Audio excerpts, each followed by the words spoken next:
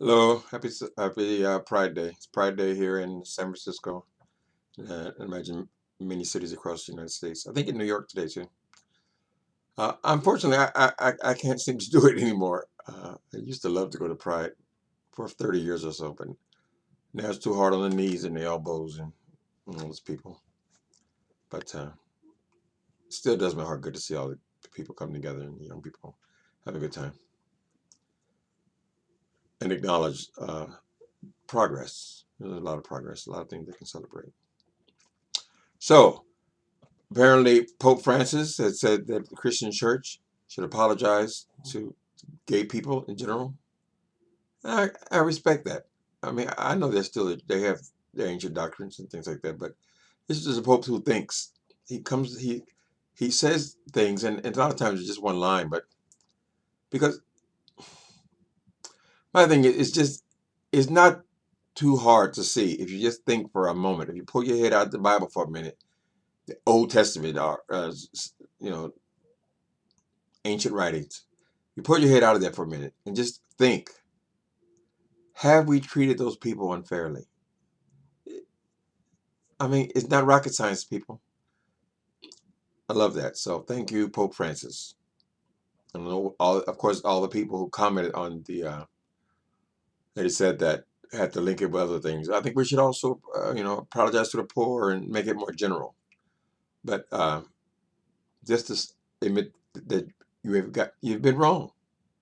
It's big. It's big for believing in the Catholic Church. Yeah, I'm not a Catholic, obviously, but gotta say, I love the art. If I could paint my walls, look at my walls. Let me paint them. It's all the Catholic art. Uh, Mostly in the living room, but I just love it. So there's just a lot of things that I love about Catholicism, particularly aesthetic things. All right, so what do I want to talk about today? I was thinking, let me do that. I just feel like talking today, basically, but I was thinking because it's Gay Pride, and I'll admit that I didn't go this year.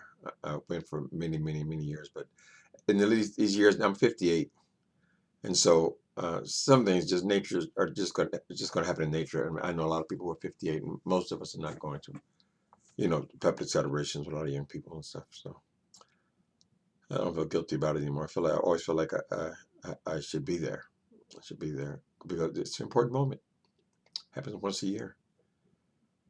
But what I was thinking was, the world is changing for these young people. I mean, it's so gorgeous, so beautiful. Sometimes I was riding the train to Oakland to attend my church, and I was looking at these people. I was like, my God, how can you be that beautiful? Even just young people in general, not people I'm desiring or anything like that. Even the girls, beautiful, gorgeous. And I think, my God, half naked.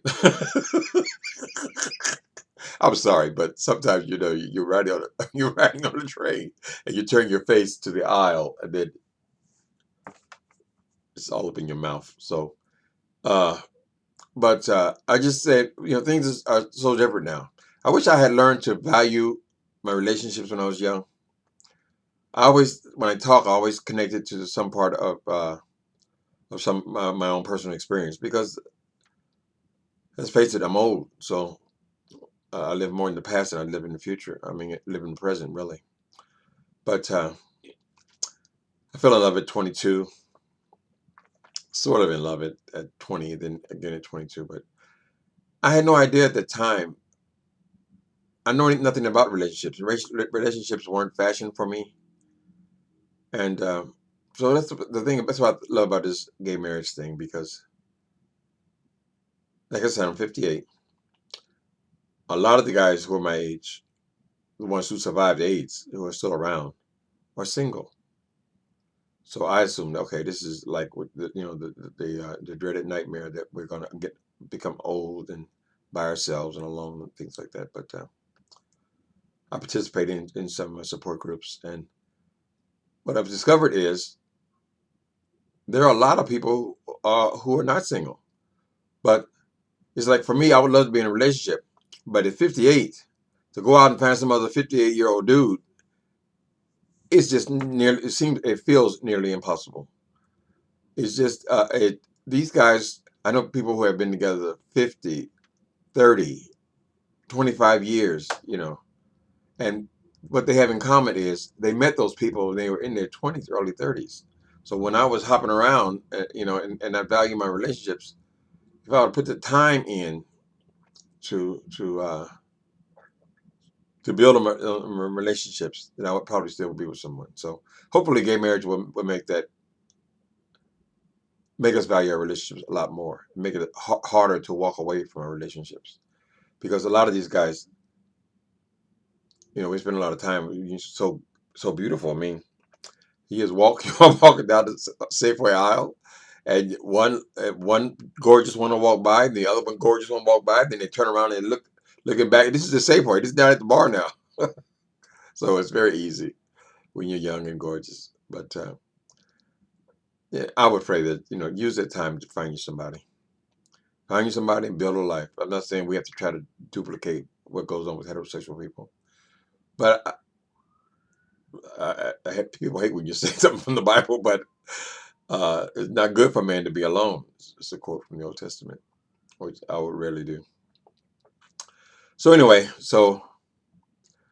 I just said all that to say that, and I guess I was just kind of romancing about youth and how wonderful a time it is. I mean, there are good things about youth, and there are hideous things about youth. I mean, because as you stroll the streets of San Francisco, a lot of people who have been particularly sidetracked by drugs, youth is not a good thing at all. They spend the whole time trying to get food, and when they get hooked up on crystal meth or crack or something like that, they're walking around dirty, and out of their mind, they were pushed out of the house usually too early, and way too many of them are gay.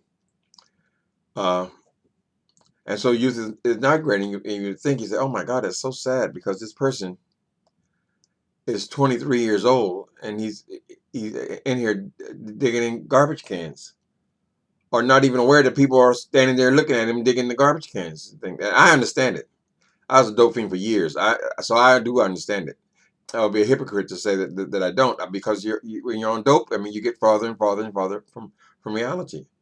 So I just hope that we'll learn to love ourselves and take care of ourselves better, and value relationships. Uh, because the world has changed. So anyway, so there's a lot to be grateful for. Obviously, a lot of people are mourning the situation in Orlando. That was just a horrible thing. It's so hard to move on past it, because we don't want to miss the moment of the importance of 50 people being murdered like that. It's just, uh, and you can't blame society for that. You can only blame one dude. That's this dude who did the crime. So it's sad. That's what we talked about in church today. So, well, I'm going to talk about something else today. I saw another pastor has been busted. He's a anti-gay preacher. Got busted today. This is a white guy. I'm not even sure I read the story. He's just so frequent, so common. But he's resigned his church because he was found on Grinder picking up guys, and he's been preaching a hypocritical message against gay people. That's what people. So I don't know where I should stand with that, because usually it's like, good, they got your ass, because you Republican or whatever, not necessarily Republican, but you're a hypocrite. You're a hypocrite. So there is some pleasure in when hypocrites get caught. But the other part of me is like, so what if he is gay? What if, in a perfect world, what would be the harm is this man being gay and performing his pastoral duties? The issue is obviously is going to be the adultery, because generally they're married. But what if they weren't married? What if they stopped getting married? What if they just stopped getting married? Just say, I'm gay, just and just be a pastor. So I don't know. I just jumped to the conclusion that this person is a bad person now in the church because he's gay. That's not a bad thing because he's gay. And I even understand that, some of the issues about bisexual people, or people who are just not even bisexual, they're just gay, but they want family, and they want the responsibilities of raising a family and things like that. And so there are different reasons. If somebody would just come forward and just tell the damn truth, just tell the truth. Why am I in here? Is it because I want the prestige of being a pastor? Is it because I want to serve the church? Is it because I want children? Is it because I'm bisexual? We don't get any of that. All we know is that he's saying that now he's got to resign, which is wrong. People, I think we need to wake up and start asking each other questions and actually talking. I saw one good story recently about the guy. I think it was the governor somewhere in back east. Was it McGreever, whatever like that. But he came out. He was outed by some hustler, and then but he ended up going into ministry. He's doing a great job in prison ministry. What's wrong with that? I think it's fantastic. He's out. He's still in ministry. He's not trying to, he's not seeking aggrandizement. You can't be those big, huge mega churches, but is that ministry? The point is that he has a heart that wants to help people. What's wrong with that? Nothing wrong with that. We need to get off of sex. We need to stop worrying about other people's sex lives and worried about their heart. I know I have a heart. I know I have a heart. Hell, I'm from the streets. I know I have a heart. I've seen people who don't have a heart, who are very hard-hearted. So maybe that's part of the problem. Maybe it's because we haven't seen bad. People who sit up in these churches in their whole life and whatever, and they sit on in the pews, and they haven't really experienced evil. When you experience evil, you see people really dog each other out, and the depth of our depravity. Then perhaps that would help you to see that because somebody who they're having sex with in their privacy of their own bedroom, how important is that? So I know I'm jumping all over the place today. I just feel like talking. It's just me and my dog here, which is bring me back to the point of where is my husband? God did bless me with a great relationship when I was young. I mean, it ended up in disaster. I mean, we broke up after a few years. But I think about the person every day. I mean, if only I had known that it was possible to work on a thing, and it ended up so sad because I ended up a dope fiend, a crystal meth addict. He ended up on another drug, and then he ended up with AIDS. We both ended up with HIV, but he ended up with AIDS because he was a little earlier than I was, and ended tragically. You know, so I wish not that gay marriage necessarily made a difference, but just that I wish I would have valued my relationships more. I mean, no one ever fashioned relationships to. I mean, I didn't even know what it means. I assumed that we would break up, and then I would wander around a few months, and then I'll meet somebody else, and then I tried again. But it never happened that way. It never happened that way in the next 30 plus years. So